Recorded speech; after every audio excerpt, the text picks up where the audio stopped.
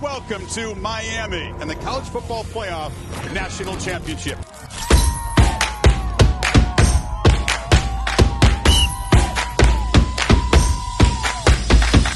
What's up, everybody? Welcome back to the channel. I hope that you guys enjoyed that intro, because today we are going to be talking about the College Football National Championship tailgate that we got a chance to film a couple months ago, and in fact that's how we started off the year. We finally got the releases, that everything is good to go to release the footage. So we're going to be talking and going over some of the lessons, some of the things that we learned while shooting and making this project happen and a reality.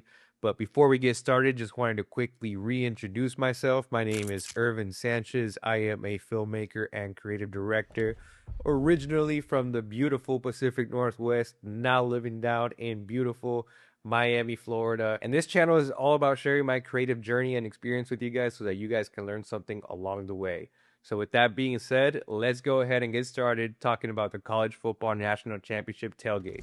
The first thing that I want to talk about is communication. Communication is so key when it comes to events like this. And in fact, I think the bigger the event, the more communication is needed. For something like this, I knew that there was going to be clearance. I knew that there was credentials involved. I knew that there was certain passes that people were going to get. So there was a lot of moving parts to it. The only thing that's really set is the actual date itself. And then everything else is still kind of a moving parts.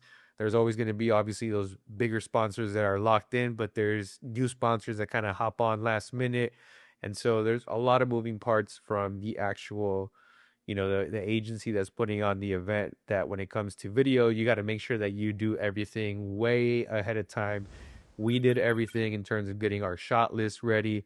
We got the sponsor list. We went and we got the key kind of shots that they wanted, or kind of the things that they were requesting, making sure that that was part of our preparation and part of our list.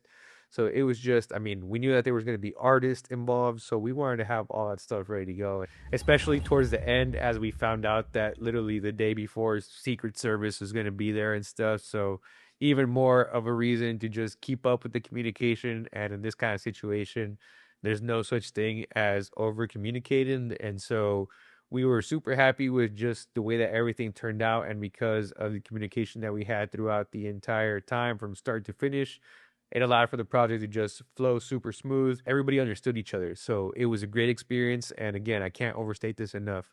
There is no such thing as over communicating. The next thing that I want to talk about, just like there is no such thing as over communicating, there is no such thing as over preparing. And in fact, in this case, it really is what led to us feeling the best about this project. I think doing everything that we could. We requested a walkthrough the day before so that we can get familiar with the layout. We can get familiar where the placement of everything was going to be, some of the activities. People were still setting up. So overall, it was, I think, super helpful for us to just be there, get a chance to hear some of the key kind of shots and items that they wanted. So that over preparation really just helped us feel ready to go on the actual day. We knew kind of where everything was. We knew how to flow within it. And I think that's a huge kind of help, especially when there's that many people, that much kind of stuff happening all at once. You got to make sure that you know where everything is at, where you're going to be regrouping. When somebody calls certain things out, you got to already know where those booths, where those sponsors, where those events are taking place, where the artists are, all that stuff. So it was just super important for us to go a day before. So it was super helpful with the experience, something that I'm going to be applying and try to apply already moving forward to all these projects. And so over preparing is not a real thing. Prepare as much as you need to. It's going to give you the confidence that you got everything that you need the day of. All right, so now let's talk about gear. And this is something that is very near and dear to everybody's heart, and I know something that you guys want to hear about. So let's talk about what gear that we used on the day of. First of all, as our main camera, we used the Sony FX3 with a Sigma 20 4-70 lens that was going to serve as our primary camera. And I'll go more into the was part here in a little bit. But we also ended up taking the Sony a7 IV with the 70-200 lens for photos. And then we took a backup a7S III with the 16-28 Sigma lens on there. that was going to be used to capture more fan engagement, more fan experience, a little bit of a smaller setup. And then for camera number 3, we had it on the gimbal, and we had a A7S III attached with the 24-70. And actually, we didn't end up using the FX3 rig because this is 100% on me. I didn't do the last and final step that you're supposed to before everything else. Once you know that your batteries are charged, once you get on set, make sure that you test your freaking gear beforehand to ensure that everything is calibrated, everything is working right. We all have those days where randomly, and it's always at the most inconvenient times. I didn't take that step. And so because of that, we weren't able to actually use the FX3. So we were kind of down a camera, but obviously we just ended up just taking the battery. Last thing that I want to say about gear is take all the gear that you think is going to be necessary for the shoot and that you're going to feel just okay with. You never want to leave something behind that you're like, I might or might not use this. Just take it. I mean, for the peace of mind, if you don't end up using it, heck, we didn't end up using an entire camera.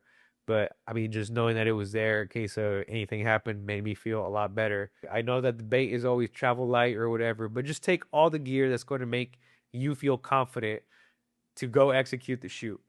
And then, of course, make sure you test it beforehand. And now the next thing that I want to talk about is something that is very near and dear to my heart, and something that is a learning process that really happens as you continue to grow in this space and as you continue to get bigger opportunities, as the events get bigger, as the videos get bigger, as the projects get bigger. You realize you can't do it alone. And so with that being said, I just want to give a shout out to my boys, a shout out to my teams from coming all the way from Oregon. Shout out Alex Corona, shout out Damian Espinoza for coming down here and absolutely killing it, making sure that we had everything ready to go, making sure that everything went smooth, adjusting on the fly, taking on extra responsibilities, learning things, haircuts, fun.